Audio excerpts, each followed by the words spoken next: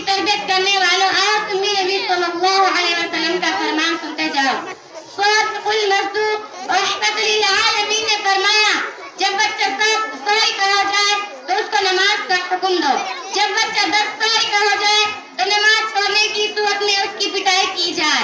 امام سلیمان خطابی جو کہ اپنے وقت کے جلیل قدر عالم ہے فرماتے ہیں کہ یہ حدیث اس بات پر دلالت کرتی ہے کہ اگر بچے اس حال میں بالغ ہو گیا کہ وہ نماز نہیں پڑھتا تو اس کو خطرناک نتائج برآمد ہوں گے۔ آج کے دور میں پہلے تو بچے کو پیار بگاڑ کرتے ہیں، بہت شک و شکایت کرتے پھرتے ہیں، نمازی بنو اور اپنے متعلقین کو نماز کی طرف بلاؤ۔ نماز چھوڑنا بہت بڑا گناہ ہے، اللہ تعالی ہم سب کی حفاظت فرمائے۔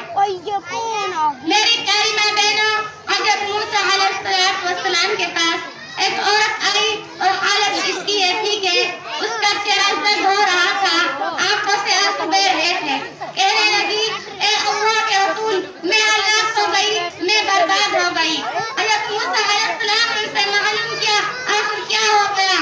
اس عورت نے کہا مجھ سے زبردست گناہ ہو گیا، آپ اللہ تعالیٰ سے دعا فرمائیے تاکہ اللہ تعالیٰ مجھ کو معاف کر دے۔ حضرت موسیٰ علیہ السلام نے فرمایا کہ پہلے یہ بتائیے کیا گناہ ہوا ہے۔ عورت نے بتلایا اے اللہ کے نبی مجھ سے زنا کا صدور ہو گیا تھا، پھر لڑکا پیدا ہوا تو میں نے اس کو قتل کر دیا۔ حضرت موسیٰ علیہ السلام غصہ ہو گئے اور اس عورت کو ڈانٹ کر فرمایا لوگوں سے کہا جلدی کرو اس کو یہاں سے نکال دو، کہیں اس کے گناہ کی نحوست سے ہمارے اوپر عذاب نازل نہ ہو جائے۔ وہ عورت نہایت ہی دلبستہ مایوس میں توبہ ہو کر چلی گئی۔ ادھر وہ آسمانوں زمینوں کا مالک یہ سب کچھ دیکھ رہا تھا اور سن رہا تھا۔ تھوڑا اللہ تعالیٰ کی رحمت جوش میں آئی، حضرت جبریل کو موسیٰ علیہ السلام کے پاس بھیجا گیا۔ حضرت جبریل نے موسیٰ سے کہا اے موسیٰ اللہ تعالیٰ فرماتا ہے تم نے یہ کیا کیا؟ خبردار موسیٰ، تم نے ہماری گنہگار بندی کو واپس کیسے کر دیا؟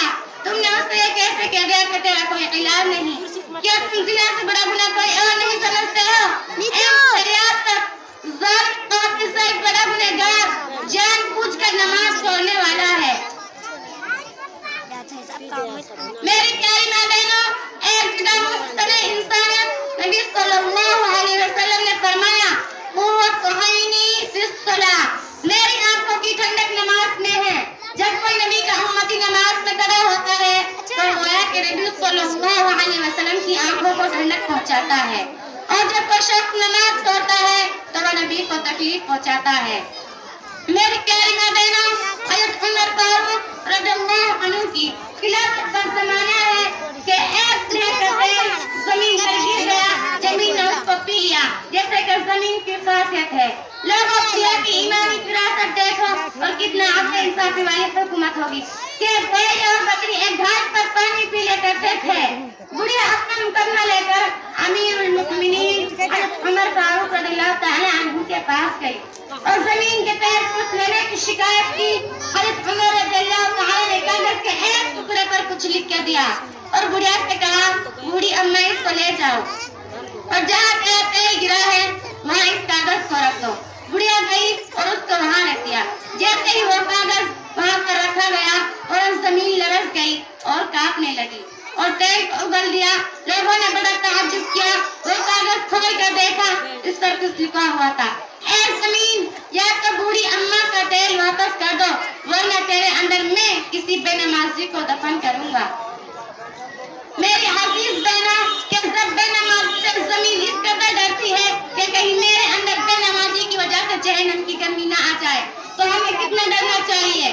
ایک موقع پر نبی صلی اللہ علیہ وسلم نے فرمایا تھا لا صام فی الاسلام من لا صلاۃ، اسلام اس کا کوئی حصہ نہیں جو نماز نہیں پڑھتا۔ آج ہم کتنی نماز کو غائب کرتے ہیں، ہمیں احساس تک نہیں ہوتا۔ یاد ہے اس کا ایمان ہمیشہ خطرہ میں ہی رہتا ہے۔ جو شخص نماز کا پابند نہیں ہوتا خطرہ ہے کہ کسی وقت بھی شیطان کے مکر و فریب میں آ کر کفر کی وادیوں میں بھٹک جاتا ہے۔ میری عزیز بہنوں، ایک حدیث میں ارشاد یہ بھی ہے لا دین لمن لا صلاۃ لہ انہا موضعین کا موضع الراس، اس شخص کا دین نہیں جس کی نماز نہیں، اس لیے کہ نماز کا مقام دین میں ایسا ہے کہ جیسا سر کا مقام بدن میں ہے۔ ہائے افسوس، آج ہمارے دلوں سے نماز کی اہمیت نکل گئی۔ ایک زمانہ تھا کہ قضا نماز کا تصور بھی دل میں نہیں آتا تھا۔ صحابہ اکرام کی تاریخ کھڑے ہو کر دیکھو، ایسے ایسے واقعات سے لبریز ملے گی۔ تابعین کے حالات کو دیکھو، 40 سال تک مسلسل عشاء کی وضو سے فجر کی نماز پڑھنے والے تو مل گئے، لیکن نماز چھوڑنے والا کوئی نہیں ملا۔ اولیاء کی زندگی کو دیکھو، ایمان تازہ ہوگا۔ آج مسجدیں ویران پڑی ہوئی ہیں، مسلمانوں یہ مسجدیں بددعا کر رہی ہیں۔ بچو حق کی بددعا سے، ورنہ تو ہلاک برباد ہو جاؤ گے۔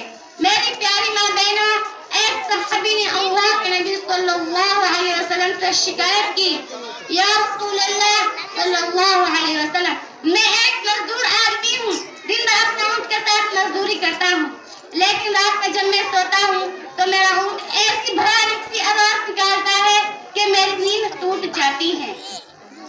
یا نبی اللہ، وہ بار بار طرح کرتا ہے۔ آپ صلی اللہ علیہ وسلم نے فرمایا کہ اونٹ کو میرے پاس لاؤ، میں معلوم کروں گا کیوں میں ایسی حرکت کرتا ہے۔ وہ صحابی اونٹ کو لے کر آپ کی خدمت میں حاضر ہوئے۔ رحمت للعالمین نے اونٹ سے فرمایا، اے اونٹ، تیرا مالک تجھ کو کھلاتا ہے، پھر بھی تو کیوں اس کو رات میں پریشان کرتا ہے؟